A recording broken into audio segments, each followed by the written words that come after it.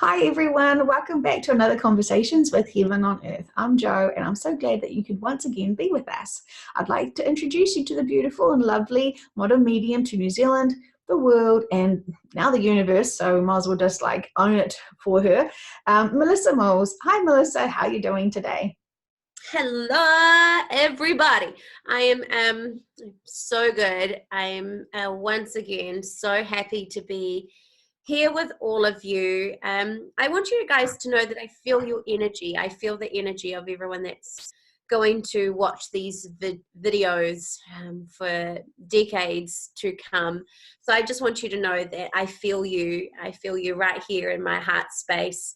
And so thank you for joining us. Whenever this video finds you, I'm just so grateful to all the people that we have managed to talk to already. Aren't we just so blessed? I call it like the front row seat to these incredible, inspiring beings. So I'm so excited because I loved our conversation with Albert. How do you say his name again, the last name? Simeon. Simeon, that's right. I loved our conversation. I loved that Spirit gave us the A-OK, well, my spiritual team anyway, gave us the A-OK to fully go all in without having to be compliant. So I hope that you enjoyed that video, and just with everything that we do, it's about opening up ourselves up to all the different perspectives. And I love that he did that so openly. I loved him so much and all the wisdom he has to share. So I'm super excited. I feel like this jolt inside of me, like we are about to have something pretty spectacular in this video. So Joanne, thank you so much for I think, all of you watching, send Joanna a wonderful thank you message. She does so much behind the scenes to keep all of this going and to keep me going, because it's not easy having to deal with sometimes the emotional aspects of being a medium. And Joanne does a lot to keep me amazing for you guys. So do send her some love. She is great at putting all of this together, and so beautiful. Who are we going to chat with today? I'm still waiting for my sound effect machine. Well, Santa is coming. Goodness knows the things that Santa will be giving you this year, Melissa Mills. Okay, so yes, the interview with Dr. Simeon totally resonated with me and I loved it. So I'm so excited to have this another conversation with another beautiful woman. Her name is Marie Stops, and she has a lot of things to say. I already know it because I've just read some blurbs about her, and I think she's had an extraordinary life, and I am once again excited to share this platform with everyone so we all can learn together. So, Jo, yes. Who is Marie Stops? Just so you fill us in a little bit on who she is, because what does she look like? I have no idea who she is really. So Okay, I'll give you a photo. It's not necessarily selfie because I don't think selfies existed back in 1918, but this is her in black and white. Oops, sorry, I've got a little bit of dog here. There you go. She kind of reminds me of Martha a little bit. Yes. Oh my goodness. God, I love that woman. The doll lady, for those of you who are wondering who Martha was. So, well, fill us in. Who is she a little bit? Okay, so the reason why I have selected her is because she's quite a strong women's rights advocate. And even though I know that we're all equal in humanity and that there is no difference really in different genders, I think she's got an extraordinary message to share with us and to give us more information about her plight on her journey as Marie.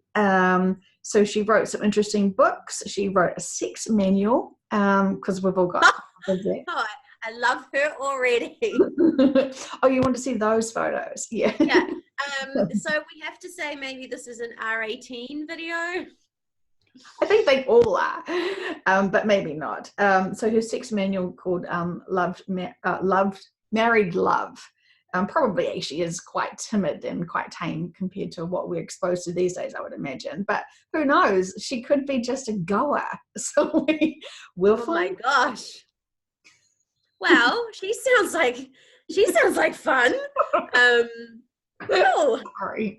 I knew I felt a jolt in me for a reason, right? So I'll tune into her. You can fill us in a little bit more. It's just nice as well for me to just understand a bit of a background, because the way that I like to work is very interactive. I like having normally somebody give me yes or no answers and stuff like that to help build the connection, which doesn't happen in this format unless, Joanne says something. So this is very different way of working for me.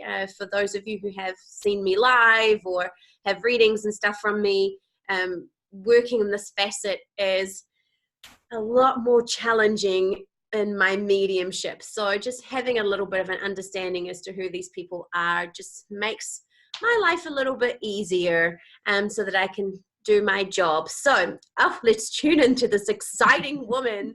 Woo! I'm a little bit excited now. So keep going, telling us who she is. Great. So I've piqued your interest with her. Awesome. Yes. Well, if anyone's had a reading with Melissa, we all know that she connects so incredibly deeply with our family members.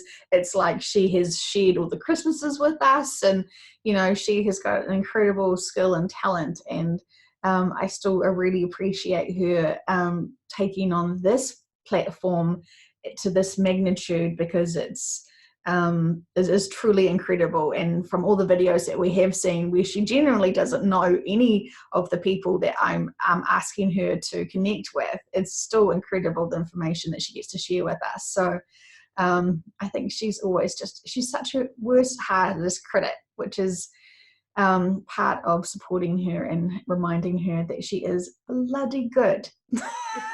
Oh, you're such a sweetheart. To be honest though, like even when you say, hey, we're doing Prince, or hey, we're doing, Freddie Mercury, all these people, I don't actually personally know them anyway. So it's not like I got to hang out with them. So yeah, I mean, everybody that we talk to, I don't personally know. I may know a little bit about them. So anyway, Maurice, she comes in, and I expected it to be like, lace up boots, what do you call it? The stockings with like the grid. What do you call those? Can tell I don't wear stockings. What are those kind of stockings, with like the Fishnet stockings. Fishnet stocking. I kind of expected her. I'm like, are you dominatrix? That's kind of like where I was going with it. But no, she's not. She's actually like really prim and proper and really cute. Really mumsy, actually. She says to me that women haven't even begun to unleash their ancestral potential. So really what I feel by that is she's, even if you're a man watching this video, don't switch off. You might have some lessons here in learning about the power of women and how you can do your part, right? But I really feel that this video and what she's going to talk about is really for predominantly women to hear. She talks about how it's really important for women to start having these discussions as well, and how we mustn't stop being afraid and ashamed. She talks about how the shame is something that has kept women suppressed. And she talks about really wanting women to have their power, women to be liberated, for women to receive what it is that they deserve to have. She says to me, her mission isn't about making women better than men. We've heard a lot of women say that. She says it's not about that. It's about removing the shame. It's about allowing women to have their human rights. It's about women having the power that they have always had, that has along the way been taken away from them. So she actually says some of the most powerful people in the world, if we look in history, are women. And she says some of the most ruthless people in history are women. So she does say, you know, women are really strong people. Women are actually just as, how can I put it? She says the only difference is kind of, I'm going to use the word mechanics. She says the only difference is a woman's body internally and externally looks different to a man, but really they're the same in terms of what they're able to do in terms of people. So she just wants to just clarify with us that she's not, you know, even though she felt very much like her life was about being a feminist, she does refer to herself in that way. She says, you know, I was classified a feminist. She actually wants to deconstruct that a little bit to say that it's not about being a feminist, it's about being a humanist. Oh, isn't that cute? I was like, oh, I don't know about you guys, but I thought that was really cute. A humanist. Oh, how bless. So yeah, so she says that for her, growing up was really shameful to be a girl. And she talks about how the boys in the family, you know, cousins, you know, all that kind of stuff, uncles, you know, all the boys in the family got to do everything. And as a girl, I wasn't allowed because I'm a girl. And she talks about how that really, really did something in her in terms of why she had such a strong part to play in shaping women's normality now, she says. Yeah, fair enough. Like, we all know driven women who are, you know, in powerhouse roles would just, yeah, I fully agree with her. I fully agree with her. Yeah, She's ballsy. love it. Yeah. She talks about how her voice was, oh, did I freeze? It froze on my end. She talks about how her voice, she was told to, you know, was taken away so much as a child that as an adult, she was like, I've got some making up to do. And she would talk to anybody, whether or not they wanted to listen to her. She says, then you couldn't shut me up. I was just like, you kept me quiet for so long. Yeah, she says it was really hard for her to forgive her family, the men in her family. She says, you know, even with like brothers or cousins, I just feel like they were like a big family, like extended family. So I can't quite work out if there's brothers or not, but they feel like brothers. You know, she knew it wasn't their fault that they had so many more privileges and everything like that. But she does say it did take her a while to forgive them. And she says she became even more powerful in her mission through forgiveness. And so she wants us to remember that in order for women to fully be in their power, that they first have to forgive. Yeah, so true. And it's kind of freeing, isn't it, when you forgive? Because I think when you can't forgive, that just gives you so many blocks. I mean, we deal with that all the time, don't we? With people using console and forgive oils to help them get through those blocks. Would you like to talk to us about what her life mission was in this life? Does she want to talk about a past life that was significant? Well, she talks for her that the mission was about the importance to bring, she says, women's ability of choice, women's ability of freedom. I don't think I stuffed that up. Her mission was to give women the opportunity of choice and freedom. Sorry, is what I meant to say. And she talks about how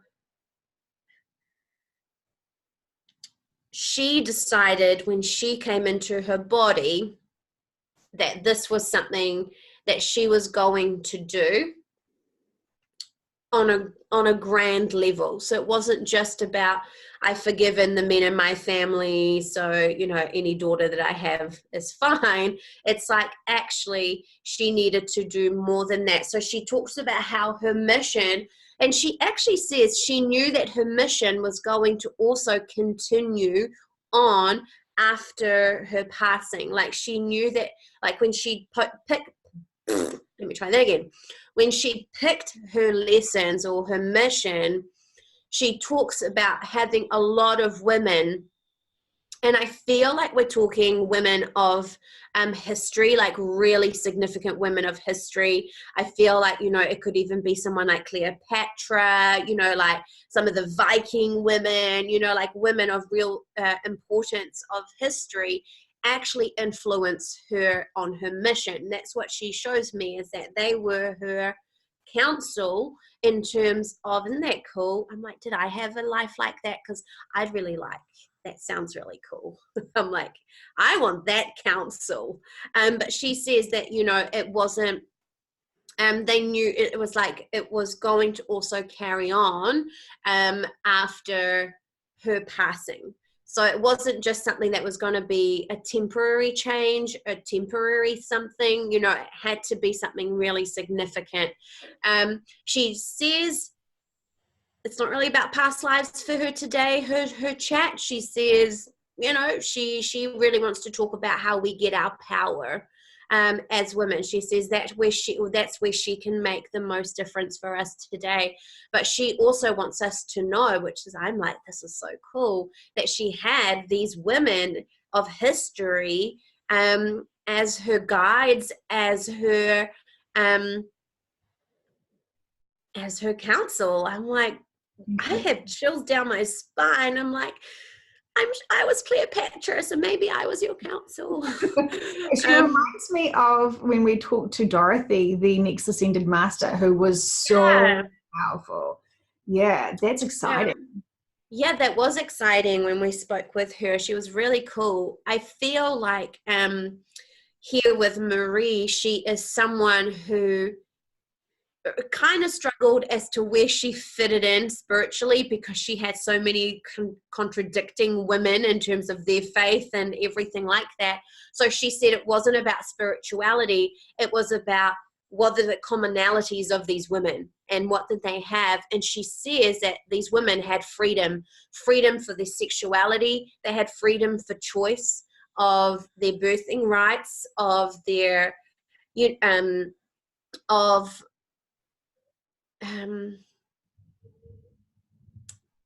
what do you call it, the reign, what does that mean, or how can I explain that?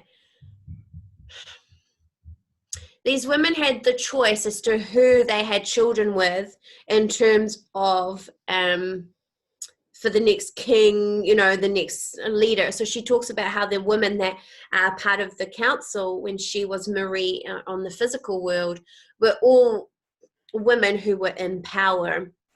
And so she says for her, that was the commonality, is that these really strong women had that freedom, they had that choice, which was taken away from women. So she says her mission had to involve that. And so it couldn't have been spiritual per se, though she says when women find their power, of course, that opens them up to be the powerful goddesses they are. But she talks about how she couldn't have a spiritual life. Well, how can I explain it? Her mission couldn't be like spiritual, because they all believe different things, all these women. Does that make sense? Yeah.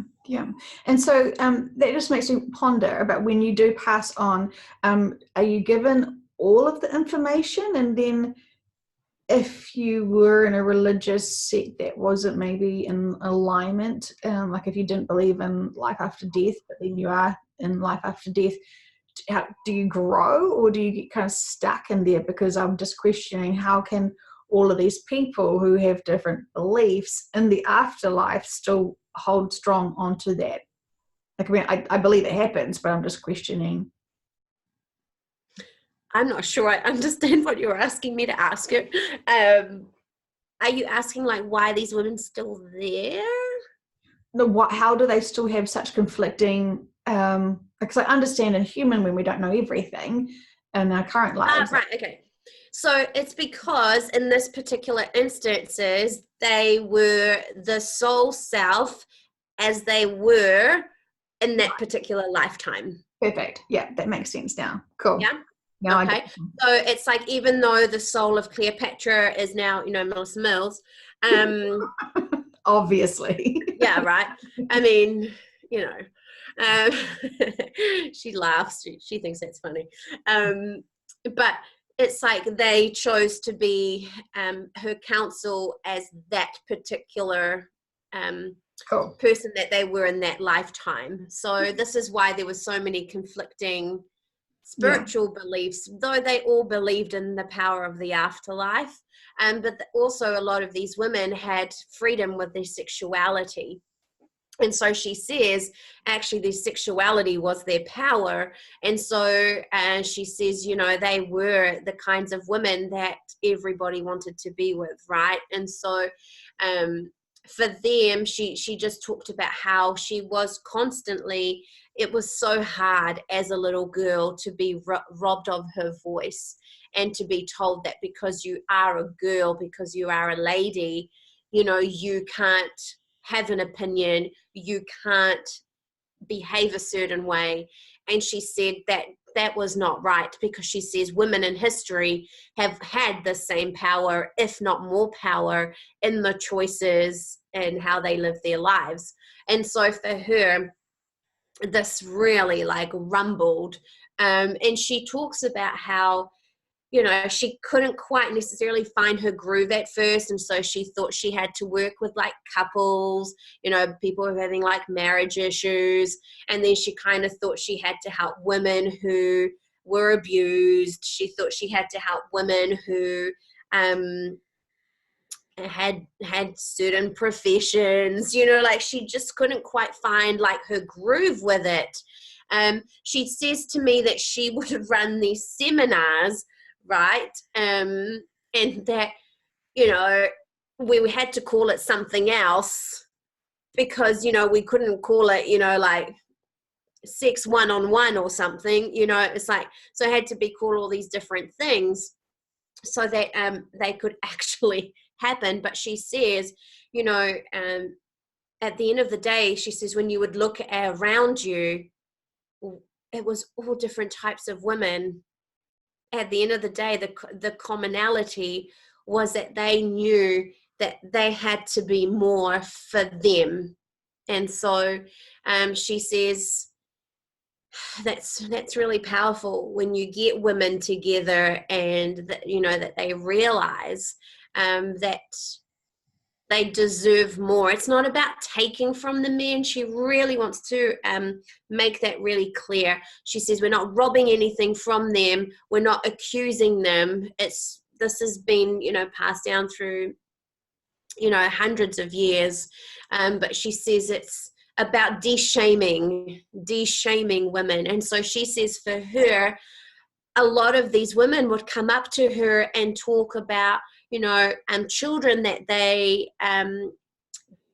didn't necessarily want to have, were forced to have from varying situations. She says that, women would talk to them about how their partners would leave them because they didn't want to have any more children. Like she kept hearing that as much as these women loved their children, how much not having the choice as to whether or not they wanted children robbed them of their life. And so she says, after doing all these sex seminars, right, because she thought she had to teach women how to have really good sex with their husband or all that kind of stuff. She says that was so much fun. She talks about how she really wishes she'd come into a generation where, there are a few more tools out on the market these days, she says. She says that would have been fun at my seminars. But anyway, she talks about how it then became really apparent that her mission had to have something to do with the freedom of choice for women to have children. And so this is when she talks about the contraception, but she also talks about the right of I would say adoption, abortion. Yeah, yeah. It says in Wikipedia that she promoted birth control um, quite positively, and tried to get that concept that birth control was actually a positive thing, but she was opposed to abortion. So, Interesting. Because yeah, she's not. yeah, yeah, yeah. Well, like in the times, I would imagine that would be quite scandalous. But if you kind of said, well, actually, no, controlling the contraception side of it, and you can, I mean, now we can say because of various reasons why you want to hold off your family planning kind of thing. Um, yeah, quite curious, and I would imagine quite challenging to kind of get ground in this. Well, she just wants to clarify because she does say she was definitely someone who was pro-abortion. So she actually says that this is something that is private. Yeah, yeah, You yeah. know, And it's it's not something that she would be like, yeah, everybody have an abortion. She was like, if a woman came to her, it was not something that she would turn her away, and this would be something that they would deal with, she yeah, says. So she just actually wants to clarify that because she doesn't want to be seen as someone who gave women pro-choice and freedom, because she says that's very contradicting. So she wants to say that's not right. And she's like, you tell them. Like, I am. She's like, you tell them that that's not fact. yeah, good. Yeah, and this is what we love about this, is that we actually give the spirit the vehicle to actually get the honest truth out, and we're all listening and really appreciating what she has to share. And I think we can all imagine and appreciate how challenging her role was. So she opened She up. does. She says, can she share some funny stories? Of course, we're all about the Yeah, giggles here. yeah. So she talks about how there was this. She says before the diaphragm kind of became a little bit more what it was. She talks about how there were many giggles in trying to teach women how to do this, because she said many women had not even, this is like awkward, had not even, I'm like, I so cannot explain it in this way, but okay. Straight face, Melissa. She says, I'm going to do this with my eyes closed. She says a lot of women had not even penetrated themselves. So I'm like, I'm sorry. Because I guess tampons weren't approached. There was no moon No. cups, there was no tampons, there was no nothing back then. And Yeah, so she says, women, when you would explain to them that this had to go back inside of them, there was intrigue, but horror, she would say. And so she says we would have little demonstrations, you know, um, because it's okay when there's childbirth, but she says, women, it's not something that they were encouraged to do. So, she says there were many giggles in her office, many door slams in her office as well. It was a concept, she said, for oh my gosh, the way she said it, oh my god, I would have to watch this and again, because that was hilarious. But she says, you try explaining that to women, that they're going to have to actually put something inside themselves. And she does say that, some husbands would complain that because she was so pro all of this, that a lot of men felt not needed anymore by their wives. And so she goes, it was a challenging time. She loved having the women in her office, but when the men came and would say, my wife doesn't really need me anymore, because she says once women learned that they could put things there, you know, they started to experiment a little bit more, and then we would have these conversations, she says. And so, oh geez.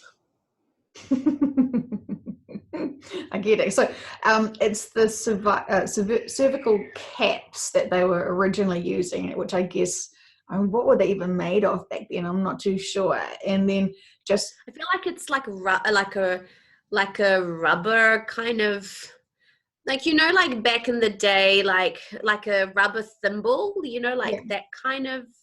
yeah, goodness. And then there was something else that was kind So cute.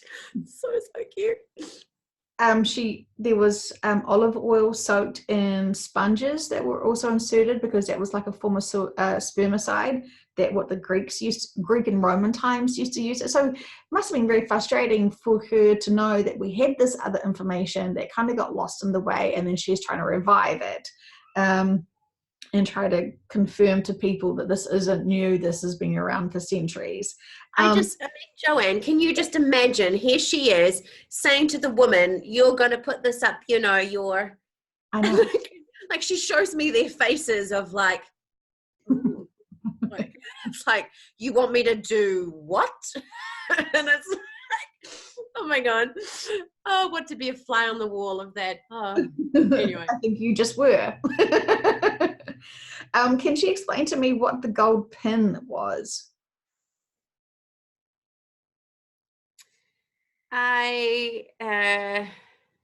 Gold pin device. Yeah, I'm like, I don't feel this exists anymore, whatever this is.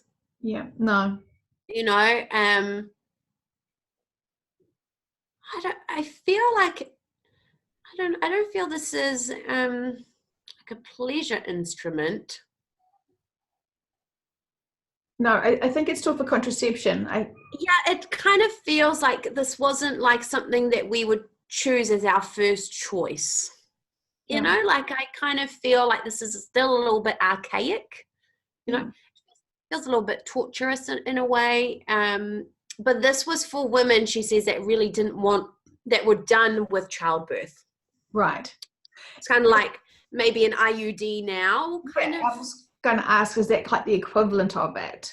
Yeah, but this was for definitive, you don't want to have any more babies. Not for, I kind of don't want to have a baby right now, right? Or I kind of want to fool around with my neighbor without having a baby. You know, it's kind of like, yeah, that was more for definitely don't want to have any more babies, because she says it did, she says it could rupture the is it the uterus or it could rupture, she says. So it was like you really had to make sure that that's what you wanted. Goodness. Okay, cool. Did she want to talk about, and this is super personal, so I understand if she doesn't, about when she lost her child? She was pregnant and she had a stillborn. Well, she says to me that she's very open to talk about it. She says to me this was part of her lessons, because she had to understand the pain of, it's in reverse, but she had to understand the pain that children cause. So she had to understand the pain for her clients, her clients that were having these children and didn't necessarily, of course, everyone wants their children, right? But the freedom to have that choice. So she had to understand the pain from that. So she says, because she loved children, you know, but she says she didn't want like 20 of them. She had to understand the pain that causes. And so for her, the way she could understand that was to actually lose a child. And so she had to understand the pain of a mother. Yeah. Whew, very hard lesson to learn.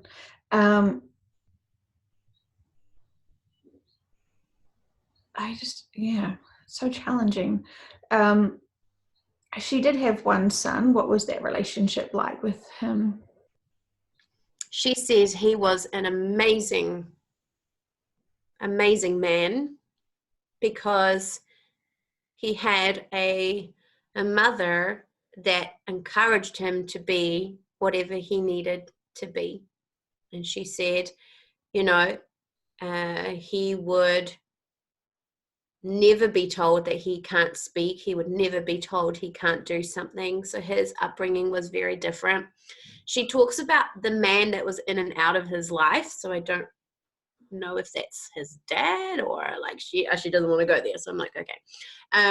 That was in and out of his life, but it was more her. She talks about how they had a really strong relationship, and in a way that was like the final point of the forgiveness that she needed. It was like, you have fully healed that. And so he was her, she says he was her greatest love. She says he was my greatest love. Nice. How beautiful. The Wikipedia page, which obviously is very incorrect, about her, said that when she passed, she gave the clinics to a charity, and she gave her son a dictionary. Oh, how funny. She says she did not leave her son ill-equipped. She says, however, women needed to be empowered by women. Yeah. Yeah. Yeah. That's what she says on that. So it wasn't anything to do with him. And she says he knew that. She says, you know, he never took it as anything else. She says he didn't want to. She says she'd never encouraged him to be a gynecologist, you know. She really, she makes me feel like, yeah, it wasn't, this part is not portraying her in the real way. Yeah. Because for her, she keeps saying to me how important it was for her to have a voice and how she was robbed of that as a child. And so for her, the dictionary is more of an inside joke about using your words wisely, you know, choose your words wisely, understand the power of your words, was more like an inside joke, she says, that he got. She says, you know, she says it's was written by a man. She says that part must have been written by a man.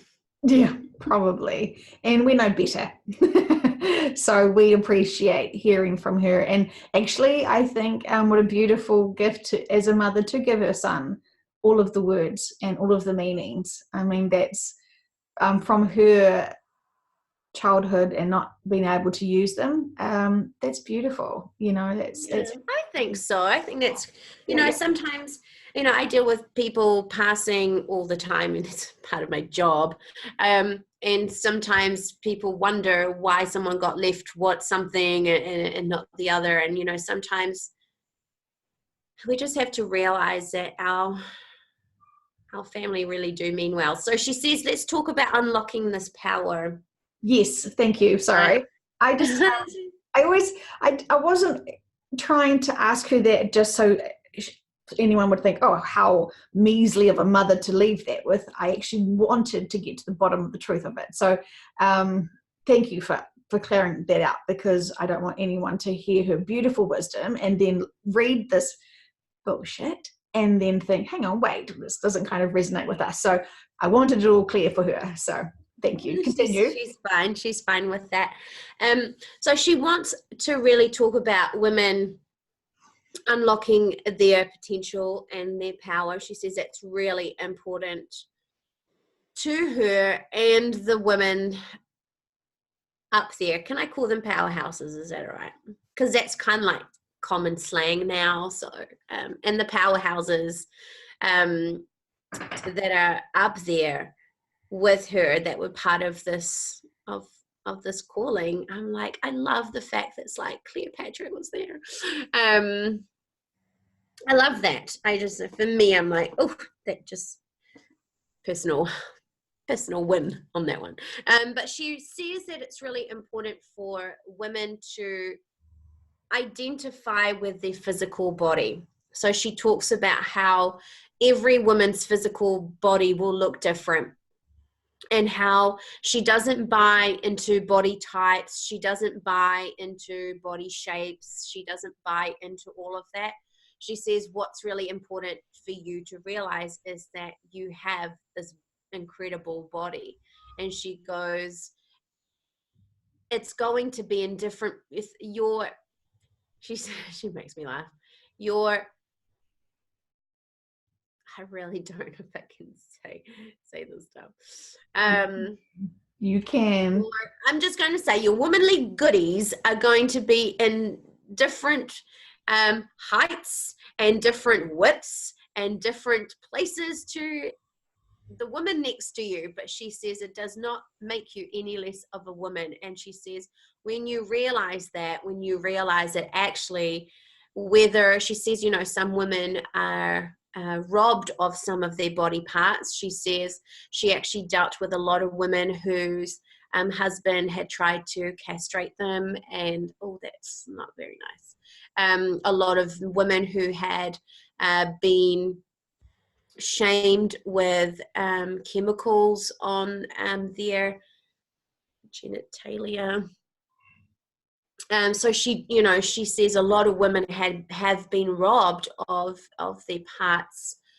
You know, some women have had breasts removed. You know, she talks about, you know, how everybody is different, and she says we cannot actually associate what is a perfect body and what isn't.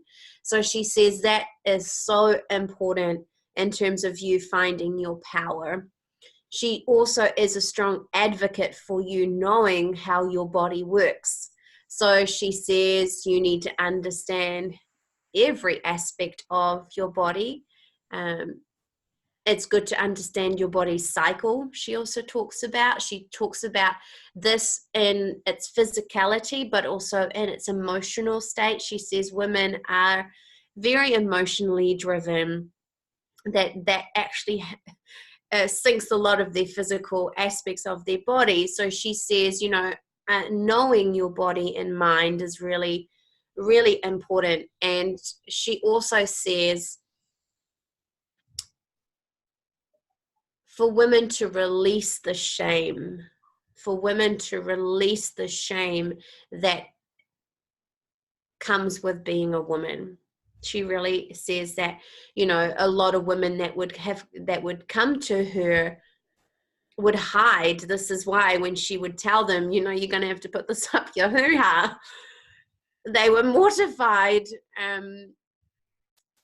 you know, that they would have to do something like that. So she really talks about how a lot of men, she says she's not really sure about the transgender movement. She talks about how each body is really sacred. She understands that potentially there are people that feel they're in the wrong body, but she talks about how our bodies are so sacred that we really shouldn't go trying to tamper with them. She says she's not big on plastic surgery. She doesn't believe that, you know, you need to change your body. So she says that is a strong power to honor your body as it is, and to really take away the shame that it is of being a woman. She says, ladies, then you've got to have some fun. So, yeah, you know, she says too many women are too serious, she says. You got to have some fun. She says the power of women is that we're also curious. We are all curious. And so let's encourage that curiosity, she says. Let's have fun.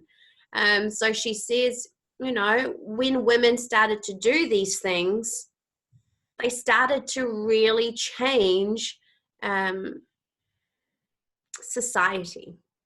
Nice. Yeah, yeah. It reminds me of what Frida Kahlo said to us about being bright and bold and just owning your own individuality and just rocking it, and do not ever be submissive or timid about it. You just, and this just sounds like exactly what she's saying as well, but in a different, rather than an art form and clothes, it's about your individual body. How fabulous.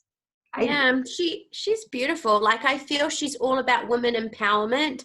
I kind of feel a little bit like Marilyn Monroe. Marilyn Monroe said about educating yourself. yeah. That was more like with things around happening, like stock Mm. markets, all that kind of stuff. But I really feel like Marie's like, educate yourself on your body, Yeah. educate yourself on that, because she says every single woman deserves to have the choice as to what they do with their body. She says no woman should have to be told what they can and cannot do. She goes, her focus was on childbirth because that's a lot of what came up for her. But she talks about even the right to how a woman could wear her hair, how a woman could dress. She says, Mm. there were so many issues underlying that, but she says when you free a woman of her spirituality, you cannot stop her anymore. Amazing. Amazing. So empowering. I mean, just for everyone listening, what percentage would you say that you even know your body or have a true connection with it? I feel quite neglected by myself in many areas, as I know that I have like leg hair that's the size of small monkeys. Well, clearly you need to explore your curiosity and have some more fun. So that's what she says. It's really important. She does say that women are tribal. Women are very tribal, and when women isolate themselves, it actually reduces their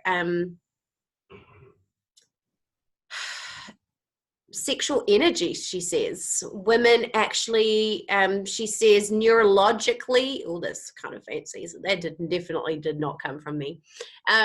She says that neurologically women, when you surround yourself with other women, it does something to your body that actually sexually charges you even more. And this is why she says when you've hung out with your friends, then you can go and have a really good time with your partner because you have been, I'm going to say charged, like your girlfriends have um, charged you up a little bit. so I'm going to ask Mary a question for Melissa. Melissa's got a little bit of an addiction of watching this program, which I've never watched, which is about multiple wives and one man. Is this the same kind of, what is that? Shame us. I'm not going to shame you, Melissa, but what is that program called? It's called Three Wives. Yeah, Three Wives. I finished it now. A bit sad. I've got nothing else to watch. But she talks about how she talks about polygamy, which I don't share my opinion very often on these things. But I really don't know if I get it.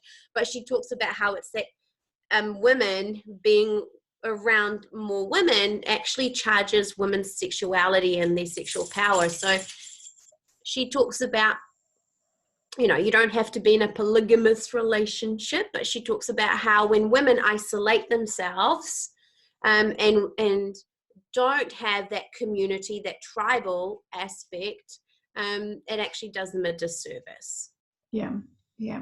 And I kind of wonder at a polygamist level how much that disempowers and disservices each woman too. I don't know. I have I don't no. know. We'll have to talk to somebody like that. Maybe. I don't know. I'm not like, super, we have to. But I really feel like her message is one that needs to be heard, one that needs to really be taken seriously. I know, we had a bit of a giggle because she said, to the women, you have to penetrate this inside of you. And that was shock horror, right? But this is a serious conversation that you need to have with your girlfriends, that you need to actually have with yourself and actually go, you know what, it might seem really funny, but how much of my sexual power have I robbed myself from? right? And let's be honest, let's have these conversations. So she just talks about how women need to have that freedom, the freedom of choice, the freedom of the right to choose what they do with their body in every aspect. And so she just says that it's a really sad world that we currently live in, probably sadder than what she saw, because she says, you know, women are forced to manipulate their bodies. Women are forced to, it's like we're missing the point, she says. We're missing the point of what it is to be in your power as women. So she says, you know, go back to having fun and connect with yourself. When she, and I definitely agree, and I appreciate what she's saying. When she said that she knew her work was going to last beyond her own death, what was she meaning about that? And does she want to say what she's doing now in the afterlife? Well, she says that women still have the choice to have contraception now. You know, that women still have that choice. It wasn't just something that was for 100 years and that's it. So she says, you know, to have that choice. But she says that was, I'm just, my puppy wants to go out. So I'll let him out the next time you ask a question. So that's who you can hear. That's Charlie. Charlie, come here. Come here, Charlie. Charlie's a boy, so he doesn't quite get it. Charlie, come here. Come here. Say hi to everybody. Say hi. Charlie. Hi, Charlie. So what she says to me is that, you know, this is something, when women have that right, that's where I was going with it, when women have that right to choose what happens with their body, then they have more of a voice to talk about other things. Yeah. Right. So she says you only have to look at places around the world where women still don't have that choice. Yeah, and I think female circumcision is still a current cultural thing, right? In some interesting cultures that must disempower women for. I can't even talk about it. Okay, so in the afterlife, then, what is she doing? Did she clarify that? Sorry. No, she didn't talk about that. Okay. She doesn't really give me what she's doing. I don't know. I feel like potentially she is collaborating with other strong women pioneers that have created change. I feel like I could see her with like Kate Shepherd and, women of that kind of caliber as to, right, what's the next big change. Yeah. So yeah, I don't get a definitive what she's doing. Cool. There. I think her message to humanity is incredibly strong. Is she planning to come back in the afterlife? Come back? Not right now, she says. Not right now. But she will. She says when the time is right. She says it's all about, you know. When the ascended master, the woman, comes into play, I think that would be an amazing, fun time to come back. Yeah, it will be. I'd love to be around for that. Definitely. Awesome. Yeah, she wants us to. She doesn't believe in feminism.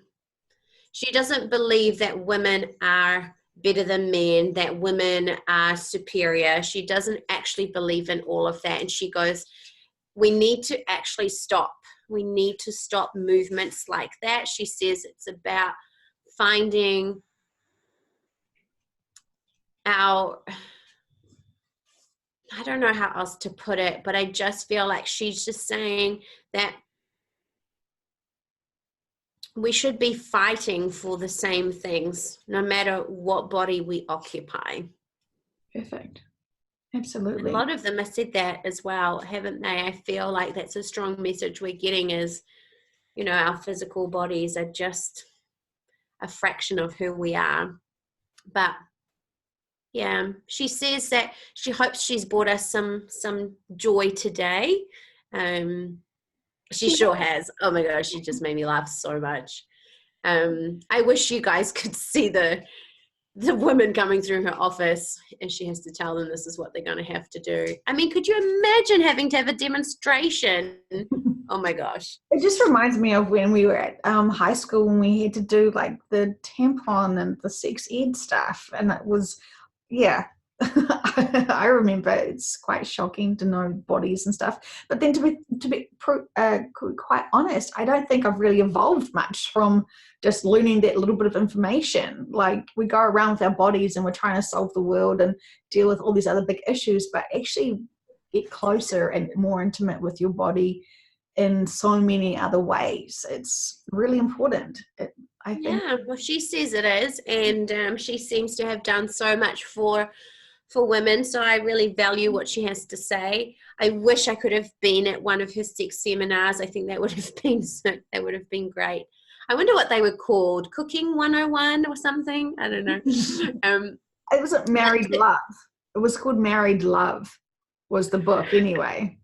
Oh, how cute. But, it's like they had to call them something else. Just, it mind boggles me. It just, we live in a generation where, we have expos to do with industries and all sorts of stuff. It's like, I don't know. I feel like she really helped with a lot of that freedom. So I love her for having her voice and using it. Yeah. Yes. Well, thank you very much. We did appreciate your message to humanity, and at such a personal level.